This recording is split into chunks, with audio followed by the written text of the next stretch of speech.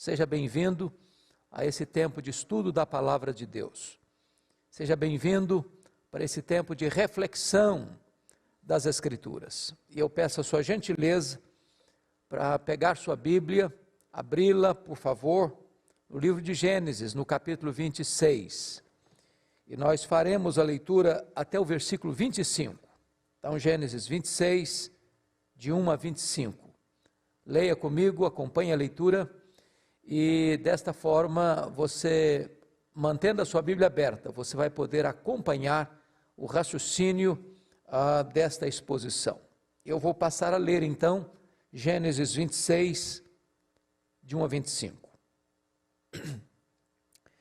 Sobrevindo fome à terra, além da primeira vida nos dias de Abraão, foi Isaque a Gerar, avistar-se com Abimeleque, rei dos filisteus. Apareceu-lhe o Senhor e disse: não desças ao Egito, fica na terra que eu te disser. Habita nela, e serei contigo e te abençoarei, porque a ti e a tua descendência darei todas estas terras, e confirmarei o juramento que fiz a Abraão teu pai. Multiplicarei a tua descendência como as estrelas dos céus, e lhe darei todas as terras. Na tua descendência serão abençoadas todas as nações da terra, porque Abraão obedeceu a minha palavra e guardou os meus mandamentos, os meus preceitos, os meus estatutos e as minhas leis. Isaque, pois, ficou em Gerar. Perguntando-lhe os homens daquele lugar a respeito de sua mulher, disse: é minha irmã, pois temia dizer, é minha mulher. Para que, dizia ele consigo, os homens do lugar não me matem por amor de Rebeca, porque era formosa de aparência. Ora, tendo Isaque permanecido ali por muito tempo, Abimeleque, rei dos filisteus, olhando da janela, viu que Isaque acariciava Rebeca, sua mulher. Então Abimeleque chamou a Isaque e lhe disse: é evidente que ela é tua esposa. Como, pois, disseste, é minha irmã? Respondeu-lhe Isaque: porque eu dizia, para que eu não morra por causa dela. Disse Abimeleque: que é isso que nos fizeste? Facilmente algum do povo teria abusado de tua mulher, e tu atraído sobre nós grave delito. E deu esta ordem a todo o povo: qualquer que tocar a este homem ou a sua mulher, certamente morrerá. Semeou Isaque naquela terra, e no mesmo ano recolheu 100 por 1, porque o Senhor o abençoava. Enriqueceu-se o homem, prosperou, ficou riquíssimo, possuía ovelhas e bois, e grande número de servos, de maneira que os filisteus lhe tinham inveja. E por isso lhe entulharam todos os poços que os servos de seu pai haviam cavado nos dias de Abraão, enchendo-os de terra. Disse Abimeleque a Isaque: aparta-te de nós, porque já és muito mais poderoso do que nós. Então Isaque saiu dali e se acampou no vale de Gerar, onde habitou. E tornou Isaque a abrir os poços que se cavaram nos dias de Abraão, seu pai, porque os filisteus os haviam entulhado depois da morte de Abraão. E lhes deu os mesmos nomes que já seu pai lhes havia posto. Cavaram os servos de Isaque no vale e acharam um poço de água nascente. Mas os pastores de Gerar contenderam com os pastores de Isaque, dizendo: esta água é nossa. Por isso chamou o poço de Ezeque, porque contenderam com ele. Então cavaram outro poço e também por causa desse contenderam. Por isso recebeu o nome de Sitna. Partindo dali, cavou ainda outro poço. E como por esse não contenderam, chamou-lhe Reobote e disse: porque agora nos deu lugar o Senhor e prosperaremos na terra. Dali subiu para Berseba. Na mesma noite, lhe apareceu o Senhor e disse: eu sou o Deus de Abraão, teu pai. Não temas, porque eu sou contigo. Abençoar-te-ei e multiplicarei a tua descendência, por amor de Abraão, meu servo. Então levantou ali um altar, e tendo invocado o nome do Senhor, armou a sua tenda, e os servos de Isaque abriram ali um poço. Eu quero pensar com você hoje sobre o seguinte tema: prosperando no deserto e transformando tragédia em triunfo.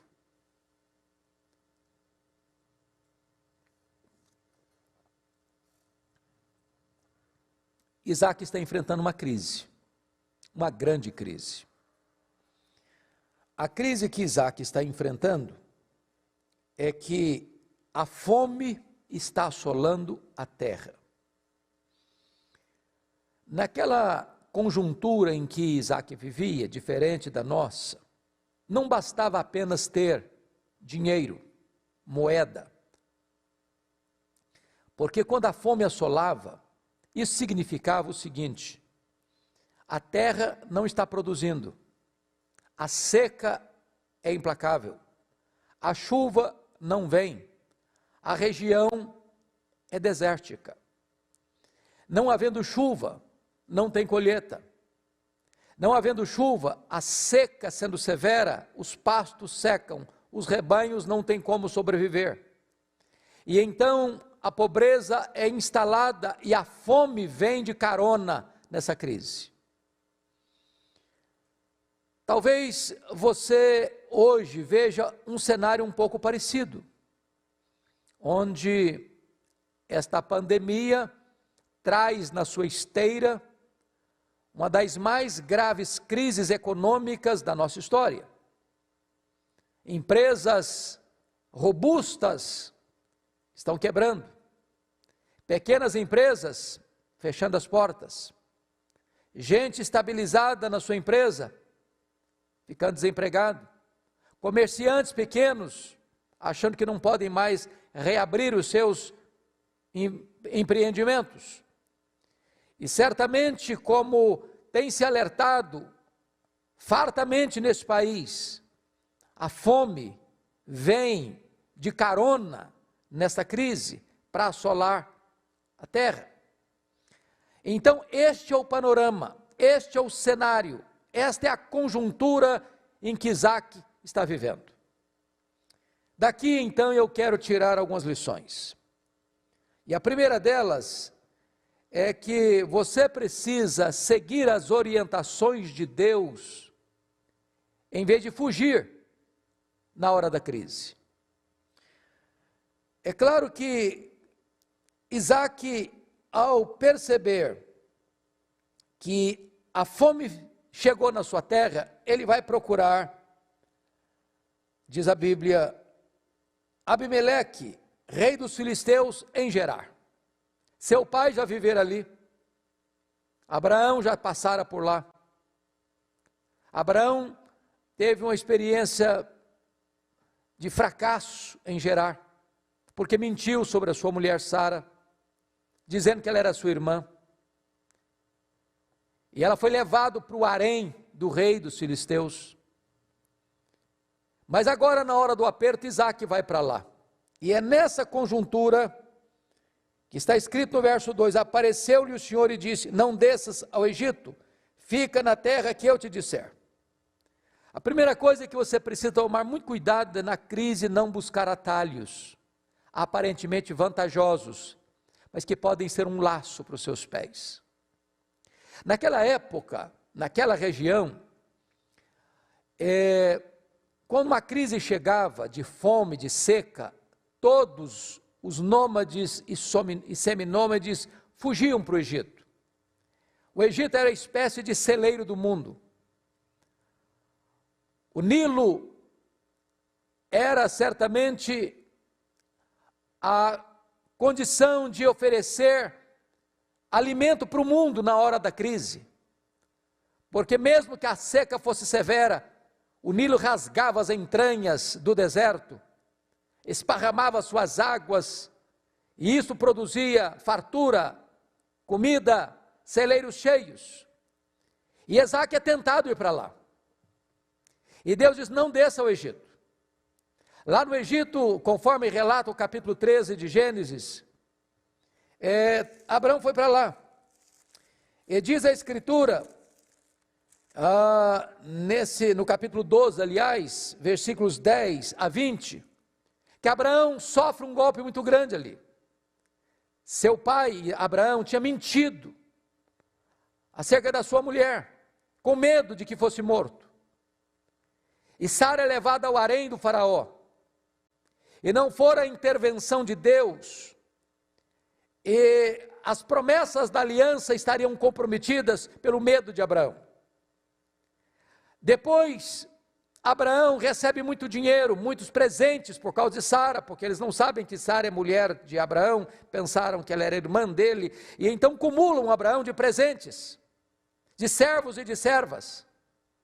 E aqueles presentes que Abraão recebe foram a causa da separação entre ele e Ló mais tarde, e depois, uma das maiores tragédias na família de Abraão, que foi uma dessas servas que ele recebe de presente no Egito, chamada Agar, vai ser mulher de Ismael. E que vai trazer tantas dores e angústias para o coração de Abraão e para a história da humanidade. Deus disse então para Isaque, não desças ao Egito, não busque atalhos na crise, não transija com seus valores na crise. Depois, é importante dizer que na crise você tem que tirar os olhos das circunstâncias e colocá-los nas promessas de Deus. Veja comigo o que Deus disse para ele, no versos 3, 4 e 5. Deus disse, não desças do Egito, fica na terra, habita nela, eu serei contigo e te abençoarei.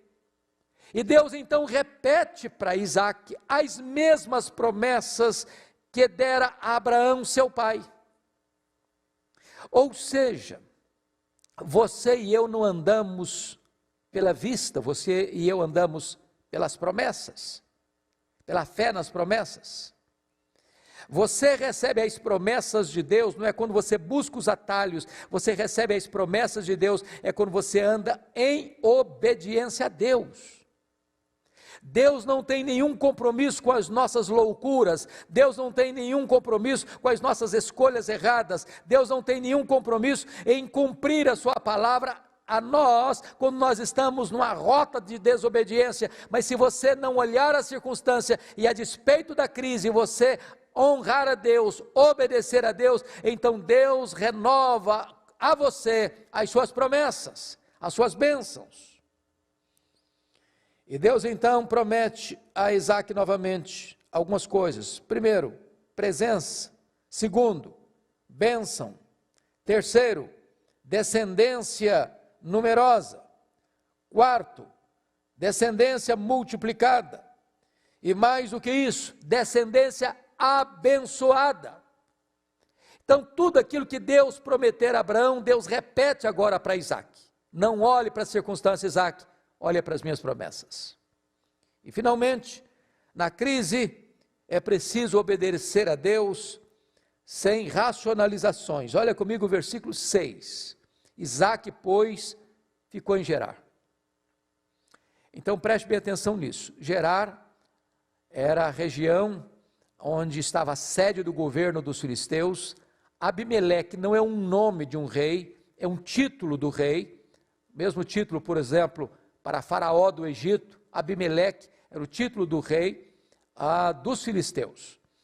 E você percebe que há muitos anos, quando Abraão passou por lá, o rei era chamado também de Abimeleque. Não é a mesma pessoa,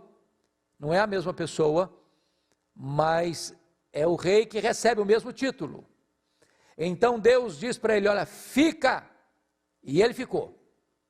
Deus dá uma ordem, e ele não tenta se justificar, ele não tenta driblar a sua consciência, ele não tenta fazer provisão para a desobediência, ele obedece prontamente a Deus sem racionalizações. Pois bem, segunda lição que eu quero tirar aqui com você, é que na crise, você e eu não podemos transigir com os absolutos de Deus. Olha comigo os versos 7 a 11. Quando então ele vai para Gerar, ele comete o mesmo erro que o seu pai cometeu há tantos anos no passado. Esses homens tinham uma bênção. Todos eles, Abraão, Isaque e Jacó, casaram-se com mulheres muito bonitas. Sara, Rebeca e Raquel. Abraão, com medo de ser morto pelos homens do Egito e de Gerar, por causa da beleza de Sara, mentiu, dizendo que era irmã. O pecado dos pais, de certa forma, são imitados pelos filhos. E agora diz o texto, no versículo 7, que quando Isaque desce a Gerar, entra naquela terra, ele fica com medo dos homens, porque a sua mulher era muito bela, muito formosa. E com medo de que eles pudessem matá-lo por causa da sua mulher, para ficar com ela, ele mente, dizendo que ela era sua irmã. Então eu chamo a sua atenção para 3 pontos aqui. Primeiro, a mentira contada no verso 7. Mentira contada. Perguntando-lhe os homens daquela terra a respeito de sua mulher, diz: é minha irmã, pois temia dizer, é minha mulher, para que dizia consigo os homens do lugar, não me matem por amor de Rebeca, porque era formosa de aparência. A mentira tem pernas curtas. A mentira não vai muito longe. E então, a mentira contada em segundo lugar, vai ser mentira descoberta. Olha comigo o versículo 8. Ora, tendo Isaque permanecido ali muito tempo, ou por muito tempo, Abimeleque, rei dos filisteus, olhando da janela, viu que Isaque acariciava a Rebeca, sua mulher. Então, a máscara caiu. A mentira tornou-se exposta, descoberta. Então, o homem de Deus passa a se tornar mentiroso. Seu testemunho fica maculado, manchado, pela sua covardia. Porque não é um pecado de mentira, é um pecado de egoísmo. Ele está usando a sua mulher para se blindar. O amor do marido pela mulher tem que ser um amor sacrificial. A Bíblia diz que Cristo amou a igreja, a si mesmo se entregou por ela, morreu por ela, e é desta maneira que o marido deve amar a mulher, não fazer da mulher um escudo para se proteger. Então ele foi covarde, ele foi egoísta, ele colocou a sua mulher na vitrine, ele usou um atributo da sua mulher, a sua beleza, como um escudo para ele, para que ele não fosse morto. Faltou-lhe amor à sua mulher, porque no amor não tem medo, o amor lança fora todo medo. Faltou a ele fidelidade à sua mulher, porque ela poderia ser abusada naquela terra pela mentira dele, pela covardia dele, pela fraqueza moral dele. Mas em terceiro lugar, a mentira contada vai ser, em segundo lugar, a mentira descoberta. E em terceiro lugar, a mentira descoberta vai ser mentira reprovada. Olha o versículo 10 e 11 comigo. Disse Abimeleque: que é isso que nos fizeste? Facilmente algum do povo teria abusado de tua mulher, e tu atraído sobre nós grande delito. E deu esta ordem a todo o povo: qualquer que tocar este homem ou a sua mulher, certamente morrerá. Mentira contada, mentira descoberta, mentira reprovada. Agora o homem de Deus está sendo exortado, repreendido por um rei pagão. Em vez de Isaque ser uma luz, é ele quem é reprovado pelo rei pagão, por causa do seu temor, por causa da sua falta de devoção à sua mulher. Mas veja você que há uma terceira lição no texto. Veja comigo, por favor, versículos 12 a 14. Deus é tão bom com a gente, que mesmo quando nós falhamos, Ele continua nos abençoando. E agora a terceira lição é, prosperando no deserto, faça o seu ordinário e espere o extraordinário de Deus. Então veja comigo o que vai acontecer, nos versos de número 12 a 14. Para você entender isso aqui, é muito importante saber que aquela região era uma região desertificada. Era uma região basicamente pastoril. As pessoas cuidavam de ovelhas. E Isaac, ao ir para Gerar, ele leva consigo uma espécie de expertise, de especialização, porque para sobreviver e prosperar no deserto, você tem que ter criatividade. O que Isaac fez? Ele começa a cavar poços, a reabrir poços antigos, a cavar novos poços, porque sem água o deserto está morto. Sem água não tem vida no deserto. Mas o deserto pode florescer onde tem água. Quando eu viajei pela primeira vez a Israel, isso nos idos de 1986, fiquei muito impressionado, porque saímos do Egito para Israel, atravessando o deserto Saara, a península do Sinai, e quando nós entramos no território de Israel, constatamos algo belíssimo. De um lado de cá, que hoje é território egípcio, o deserto nu, sem vida. No limite das duas nações, entrando em Israel, é o mesmo deserto. Mas vimos um pomar belíssimo, de laranjas, lindas, belas, árvores frondosas e frutíferas. E eu perguntei ao guia, por que de um lado reina a morte e do outro reina a vida? E ele me respondeu, onde tem água, toda a terra é terra boa. Israel levou água para o deserto, e o deserto floresceu. Pois bem, há 2000 anos antes de Cristo, Isaac vai se tornar um grande especialista em cavar poços e encontrar água no deserto. Agora veja comigo o que ele fez. Versículo 12. Semeou Isaac naquela terra. Isso é o ordinário. Isso é o que você pode fazer. Isso é o que está na sua responsabilidade de fazer. E numa hora em que o Brasil vai viver uma crise, talvez os empresários, talvez os comerciantes, talvez os de livre iniciativa, talvez os empregados, talvez todos nós vamos ter que repaginar nossa vida, nossos métodos. Talvez todos nós vamos precisar buscar alguma especialização, alguma expertise, porque a crise sempre foi momento de criatividade. Por exemplo, a medicina avançou profundamente, de forma magnífica, exatamente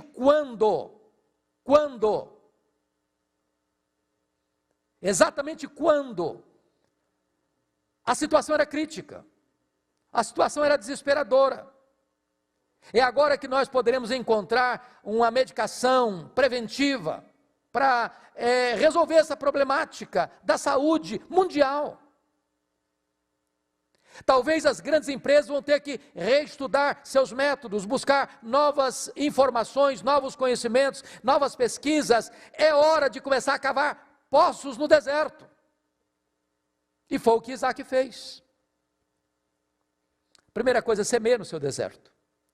Você que talvez não vai ter mais jeito, a minha empresa vai fechar, meu comércio vai fechar, minha indústria vai fechar, meus negócios vão dar por água abaixo, eu não vou conseguir mais coisa nenhuma na vida, pois eu quero encorajar você a ser como Isaac, a semear no seu deserto. O ordinário é você quem vai fazer. Agora veja o extraordinário. Versículo 12.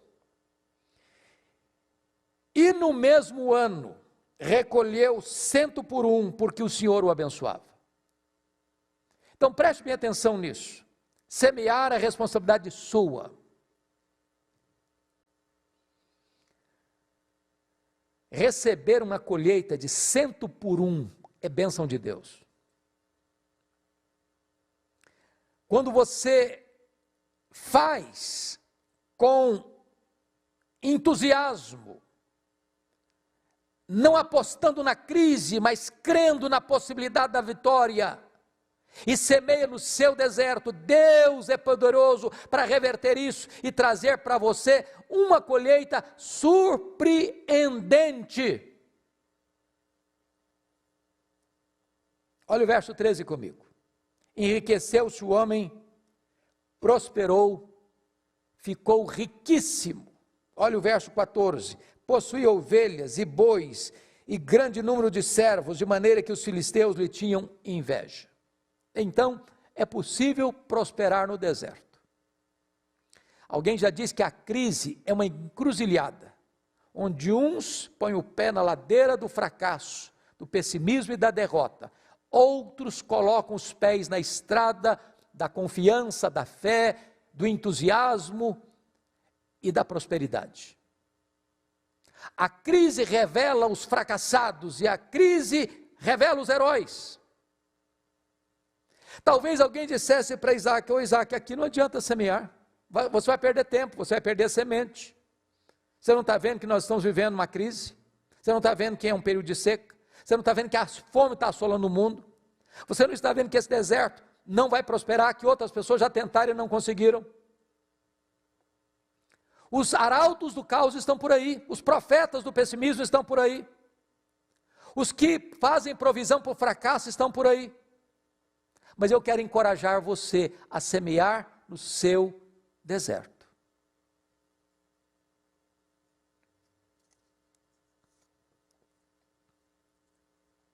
Quarta lição que esse texto nos ensina.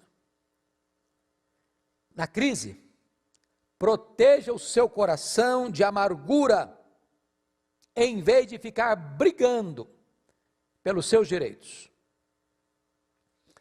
O que é prosperidade? Não é só dinheiro, não é só riqueza. A palavra prosperidade à luz da Bíblia tem muito mais a ver do que simplesmente posse de bens, mas é paz de espírito. Há muitas pessoas pobres, prósperas, e há muitas pessoas ricas, miseráveis. Provérbios diz que há muitos que se dizem ricos sendo pobres, e há muitos que se dizem pobres sendo ricos. A Bíblia diz que é melhor um prato de verdura do que uma casa e uma panela cheia de carne onde há contenda. O rico é aquele que bota a cabeça no travesseiro e dorme. Está em paz com a sua consciência, está em paz com Deus, está em paz com o seu próximo. A riqueza adquirida em cima de brigas, de contendas, de mazelas relacionais, ela pode trazer muitos proventos e recursos para suas mãos, mas vai arruinar a sua alma, vai destruir as suas emoções, vai afundar você num poço de amargura.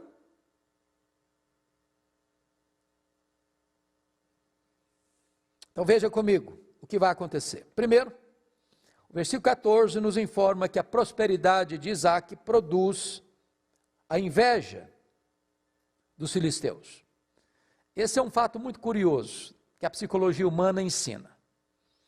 As pessoas têm muito mais facilidade de chorarem com você na sua dor do que se alegrarem com você nas suas conquistas. O que incomoda os seus inimigos não são suas virtudes, não são seus defeitos, são suas virtudes. O que mais perturba as pessoas não é que você fracassou, é se você está dando certo, se você está indo para frente, se Deus está abençoando você. Isso vai incomodar muita gente. Foi o que aconteceu com Isaac. Segunda coisa que eu chamo a sua atenção é que isso produz suspeição e rejeição de Abimeleque. Olha comigo, no versículo, aliás, antes disso, olha o que acontece como fruto da inveja dos filisteus no versículo 15. E por isso lhe entulharam todos os poços que os servos de seu pai haviam cavado nos dias de Abraão, enchendo-os de terra. Abraão, quando passou por ali, Foi um homem próspero, um homem muito rico, porque Deus o abençoava. E Abraão também, já no seu tempo, era um homem muito sábio, e sabia que não tinha prosperidade no deserto, a não ser que tivesse água no deserto, e como não tem rios no deserto, ele cava poços no deserto. Olha que coisa curiosa, Abraão não estava mais ali, mas a inveja dos filisteus não permitiu que eles usassem a água dos poços de Abraão, ao contrário, eles entulharam os poços de Abraão. Sabe qual é o argumento desses filisteus? Já que nós não usufruímos, você também não vai usufruir. É que tipo de coisa que acontece hoje nas brigas passionais. 30% das mulheres que morrem no Brasil, morrem nas mãos do marido, do ex-marido, do companheiro, do ex-companheiro, do noivo, do ex-noivo, do namorado, do ex-namorado. A ideia é essa, já que você não vai ser minha, você não vai ser de mais ninguém, e mata. Essa é a mesma filosofia aqui. Já que você que descobriu esse poço, pois bem, nós não temos água, também você não terá, nós vamos entulhar os seus poços. Agora, olha a atitude do rei dos filisteus, no versículo 16. Disse Abimeleque a Isaque: aparta-te de nós, porque já és muito poderoso, ou melhor, és muito mais poderoso do que nós. As pessoas não vão conseguir conviver, talvez, com a bênção de Deus sobre a sua vida. E elas vão expulsar você. Elas vão querer ver você pelas costas. O que me impressiona em Isaque é que ele não se defende. Olha o que ele faz no versículo 17. Então Isaque saiu dali e se acampou no vale de Gerar, onde habitou. Isso é ser manso. Sabe o que é ser manso? Não é ser frouxo, não é ser covarde, não é não ter opinião, não é ser capacho de ninguém. Manso é aquele que, embora tendo força na mão, não a aplica para esmagar o outro, para se defender. Manso é aquele que, mesmo tendo direito, abre mão dos seus direitos, porque ele prefere sofrer o dano do que entrar numa briga, numa contenda, numa confusão. Esse é o manso, esse é o Isaque, esse deve ser você e eu. Mas veja mais, versículos 18, olha comigo agora, algo impressionante. Na crise, essa é outra lição que eu quero repartir com você, a quinta lição. Na crise, busque velhas e novas medidas. Primeiramente, olhe o versículo 18 comigo. E tornou Isaque a abrir os poços que se cavaram nos dias de Abraão, seu pai, porque os filisteus os haviam entulhado depois da morte de Abraão. E lhes deu os mesmos nomes que já seu pai lhes havia posto. Primeira coisa, querido, que eu quero encorajar você, é reabrir os poços lá do passado, que deram água, que foram entulhados. Agora, vamos pegar isso do ponto de vista espiritual. Se você não leu ainda, recomendo a leitura do livro Avivamento, de Mark Lloyd Jones. E Mark Lloyd Jones, expondo exatamente esse versículo que eu acabo de ler, versículo 18, ele disse que nós poderíamos usar esta figura aqui na busca do avivamento.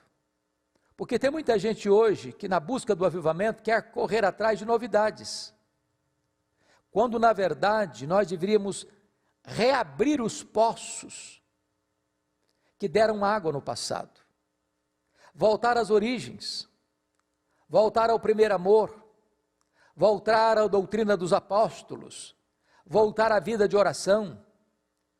Tem muita gente hoje que não está mais como uma fonte de água viva, como Jesus disse: aquele que crer em mim, como diz a Escritura, do seu interior fluirão rios de água viva. Essas fontes foram entulhadas com o entulho dos filisteus. pecados, mazelas, vícios, mundanismo, secularismo, tantas coisas que vão entrando, que vão juntando e vão entulhando os poços. Reabra esses poços, tira o entulho dos filisteus, volte ao passado, onde você teve água com fartura, e tira o entulho, para que estas águas estão lá, elas podem brotar de novo. Segunda coisa, veja comigo o verso 19. Cavaram os servos de Isaque no vale e acharam um poço de água nascente. O que esse texto está nos ensinando? Não basta você apenas viver das vitórias do passado. Você precisa ser dinâmico e cavar novos poços. Os irmãos do passado tiveram as suas experiências e nós podemos receber as benesses dessas experiências, mas nós precisamos avançar.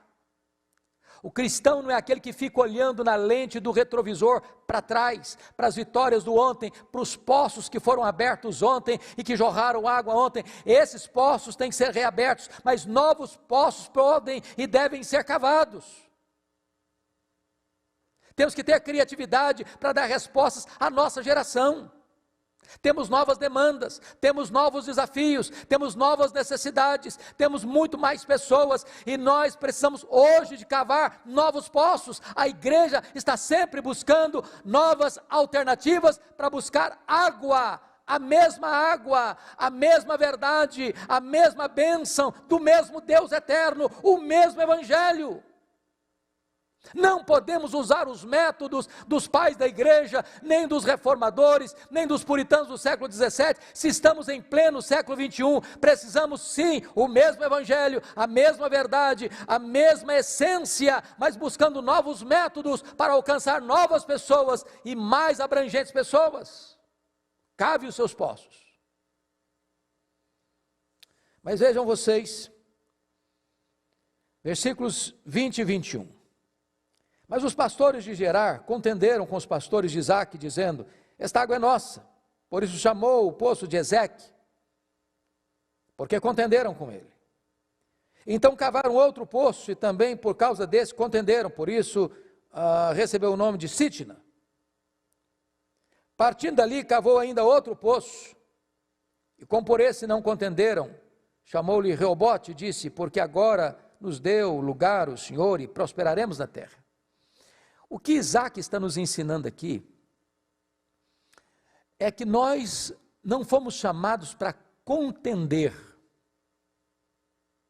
nós fomos chamados para sermos uma bênção. Tem hora que as pessoas vão querer muito que você contenda com elas, elas provocam você, elas entulham os seus poços, e você vai lá e reabre esses poços. E agora você cava um poço, e veja você de água nascente, água permanente. Fato espetacular num deserto, fonte de uma riqueza no deserto. E diz o texto, veja comigo, versículo 20, que os pastores de Gerar contenderam com os pastores de Isaque, dizendo: esta água é nossa. Isaque poderia ter declarado uma guerra ali. O próprio rei de Gerar tinha reconhecido que Isaque era mais poderoso do que eles. Mas Isaque toma uma decisão. Ele não entra nessa briga. Ele não entra nessa contenda. Quantas energias gastas hoje domesticamente? Quantas brigas desnecessárias? Quantas querelas nas redes sociais, quantos ataques. É hora de você parar e perceber o seguinte: não vale a pena você ganhar uma briga e perder a sua paz, e perder a sua alegria, e perder aquilo que Deus chamou você para fazer, prosperar no seu deserto. Então diz a Escritura, no verso 21, que os servos ou os pastores de Isaque cavaram outro poço, e também por causa desse, contenderam. E Isaac não fica ali contendendo, ele caminha para frente, ele vai à frente, ele entende uma coisa: Deus não o chamou para brigar, Deus o chamou para ser uma bênção, para ser o herdeiro da promessa, para ser pai de multidões. E ele não quer gastar sua energia, nem seu tempo com seus críticos, nem com seus contendores, ele vai para frente. E olha comigo o verso 22, partindo dali, cavou ainda outro poço, e como por esse poço não contenderam, chamou-lhe Reobote, diz: agora Deus me deu largueza, agora Deus me deu espaço, agora eu vou prosperar. Deixa eu dizer algo muito importante a você, eu não conheço a realidade da sua vida, nos detalhes, mas aqui há um ponto fundamental: seja um pacificador, no que depender de você, tenha paz com todos os homens, fuja de brigas, fuja de contendas, fuja de querelas, seja dentro da sua casa, seja no seu trabalho, seja nos seus negócios, seja nos seus relacionamentos, seja dentro da igreja, fuja. Deus vai honrar a sua atitude. Vai chegar um momento em que seus críticos ou seus perseguidores não terão mais condições de continuar essa contenda, porque verão a bênção de Deus sobre a sua vida.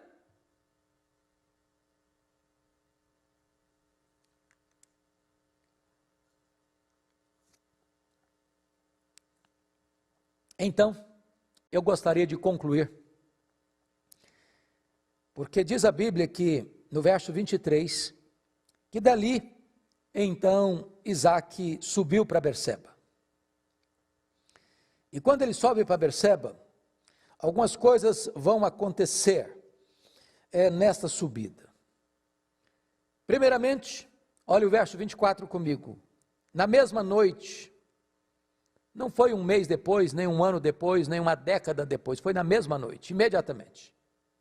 Lhe apareceu o Senhor e disse: eu sou o Deus de Abraão, teu pai, não tenhas medo, porque eu sou contigo. Por que Deus disse isso, não tenhas medo? Bom, o Isaac tinha saído de Gerar, de certa forma fugido. O rei dos filisteus vai embora, nós não queremos você aqui, você é persona não grata aqui.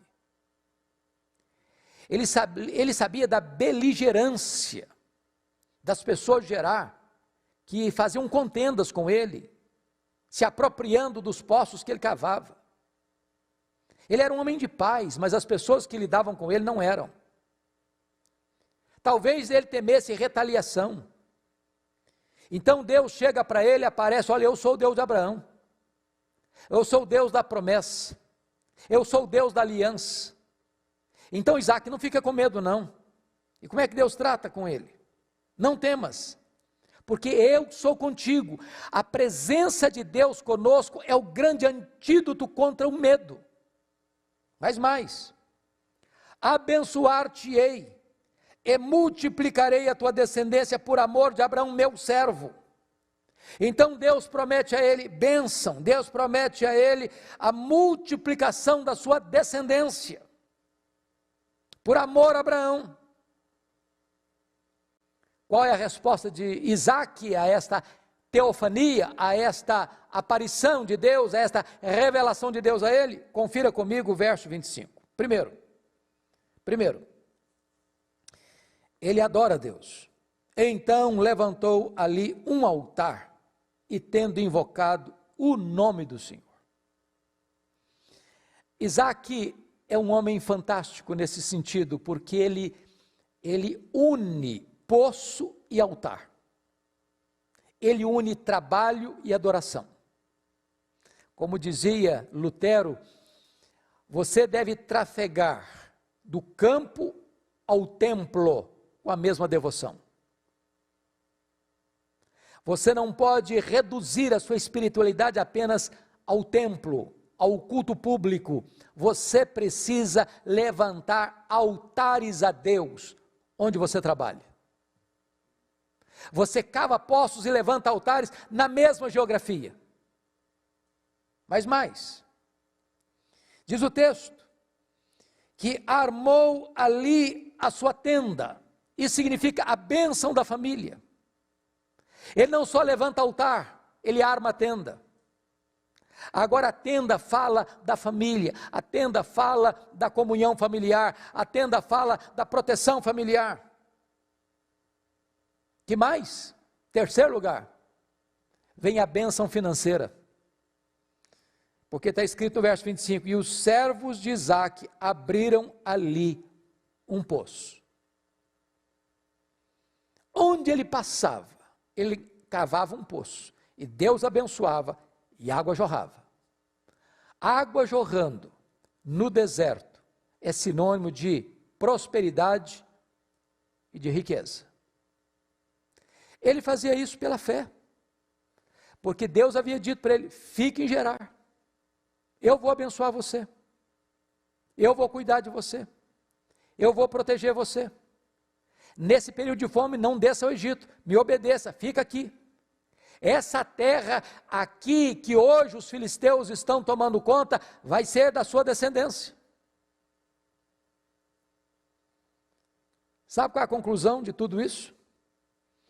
Nos versos 26 a 35, está relatado que a notícia da prosperidade, da bênção de Deus sobre Isaque, chega lá em Gerar. Agora Isaque está em Berseba.